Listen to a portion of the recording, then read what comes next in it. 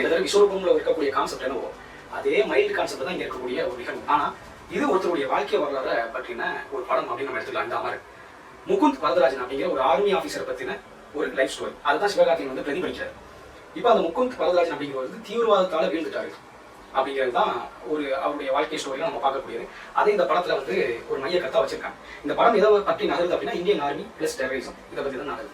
So இதெல்லாம் நமக்கு எந்த பிரச்சனையும் கிடையாது. சமீபத்தில் கூட அந்த ட்ரெய்லர் வெளியானதுல நம்ம ஈஸியாக கிடைக்க முடியும்.